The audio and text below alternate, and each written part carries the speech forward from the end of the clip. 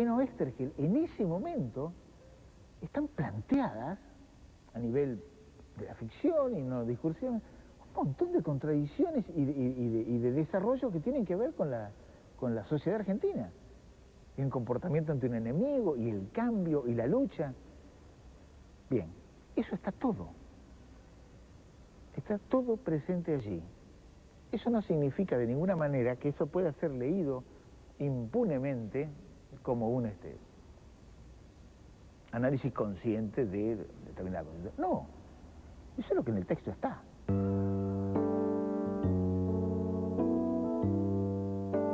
Otra de las características que popularizó la historieta El Eternauta fue la locación. Toda la aventura transcurría en Buenos Aires. La incorporación de Buenos Aires a la aventura es un clásico de Oesterheld. A partir de él, la aventura comenzó a suceder en lugares muy porteños, absolutamente reconocibles por sus lectores. Oesterheld demostró que el paisaje urbano de Buenos Aires podía ser el escenario de la aventura.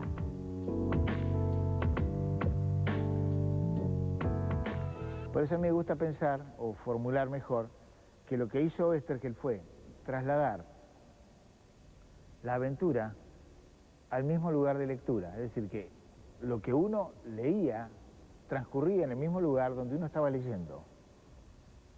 Es decir, que nuestra circunstancia más cotidiana podía ser el ámbito donde la aventura fuera posible. En 1958 nace otro de los personajes más recordados de Oesterheld, Sherlock Time. Sherlock Time es una historieta de ciencia ficción con gráfica del uruguayo Alberto Breccia. Oesterheld y Breccia conformaron una talentosa sociedad que alcanzó varios picos creativos. Uno de ellos fue Sherlock Time. En cierta oportunidad, dijo Oesterheld sobre Breccia: el dibujo de Breccia tiene una cuarta dimensión de sugestión que lo aparta de los demás dibujos que conozco. Esta sugestión inacabable lo valoriza y suscita ideas en el guionista.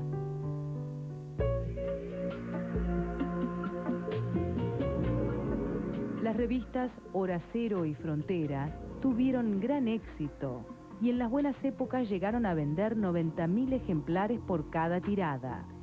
Pero en 1960, la editorial Frontera comenzó a tener problemas financieros. Una de las causas fue la fuerte competencia de revistas mexicanas que inundaron el mercado.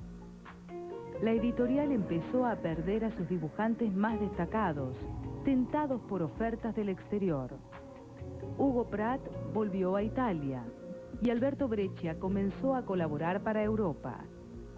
Arturo del Castillo y Solano López empezaron a dibujar para publicaciones inglesas. Solano siempre recuerda la libertad con que trabajaba junto a Oesterheld. Nunca fui a la casa de Héctor a tratar un tema de conflicto o de algo que no estaba saliendo bien en el trabajo en conjunto. Teníamos en cada historia nueva que encarábamos, teníamos una reunión previa para ponernos de acuerdo y que él me explicara cuál era el sentido de lo que él estaba pensando como esa nueva aventura. Y después de eso empezaba a recibir los guiones y nos olvidábamos, cada uno trabajaba por su cuenta. En marzo de 1961, Oesterheld debió ceder los títulos de Frontera a la editorial Emilio Ramírez en concepto de pago de deudas. A su vez, esta se los pasó a Bea y Lea en 1962. A los 42 años y luego de 12 como guionista de historietas, Oesterheld había perdido los derechos sobre sus más grandes creaciones. Después del cierre de su editorial, Oesterheld supo que el imprentero había hecho clandestinamente una edición de cada tirada. A las altas ventas oficiales de Hora Cero y Frontera se le sumaba otro tanto pirateado. En 1962, cuando Frontera comenzaba a desaparecer, Oesterheld se vinculó nuevamente a la revista Mr. X, ahora en manos de la editorial Yago. Vuelven a trabajar con algunos de los grandes dibujantes con quienes habían hecho equipo en el pasado: Hugo Pratt, Eugenio Zopi, Alberto Breccia. Oesterheld ya era respetado en el medio y sus colegas lo llamaban el viejo, en tono de admiración. La revista pasó a llamarse Super Mr. X.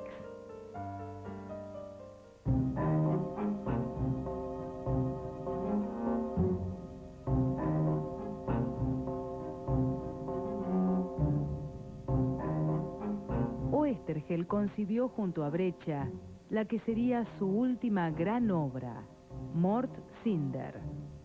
Mort Cinder es un inmortal que es el registro viviente del género humano, con sus errores y aciertos. A Mort Cinder la muerte no le es ajena. Es un hombre que muere y vuelve. Mort Cinder fue la historieta que fundó el relato para adultos.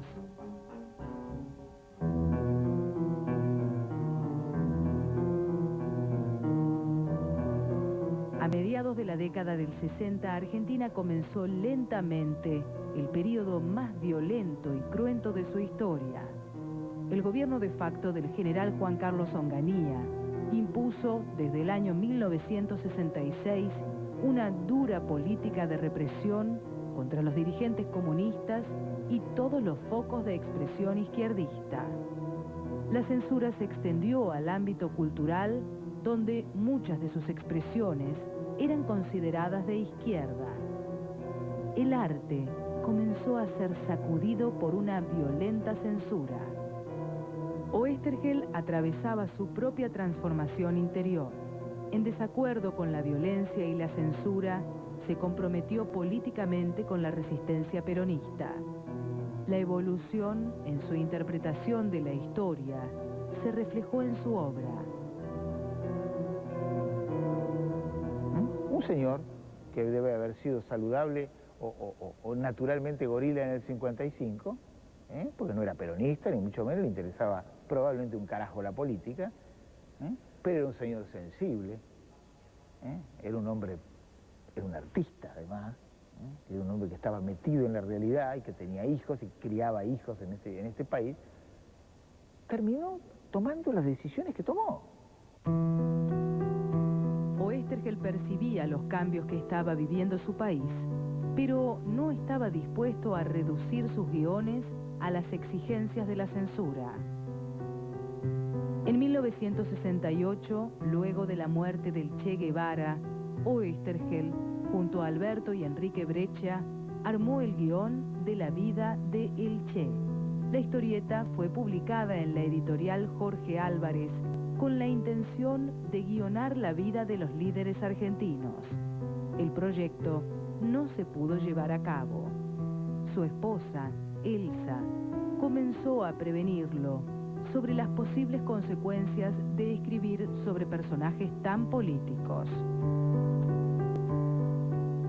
Y yo recuerdo que le dije, Héctor, esto no te va a traer problemas, porque en ese entonces estaba ya que los bolches, que los comunistas y que, bueno, toda esa historia, ¿no? Que el país estaba convirtiendo en un país de izquierda y, en fin, todo ese tipo de cosas. Y era muy ingenuo. De alguna manera, ese tipo de cosas él no le entraba en la cabeza. Y dice, pero no, si esto simplemente es la interpretación de un final del Che, que en el mundo entero se está... Tenía razón, desde el punto de vista de una persona normal tenía razón, pero lo que pasa es que ya no teníamos personas normales que estaban rigiendo los destinos del país.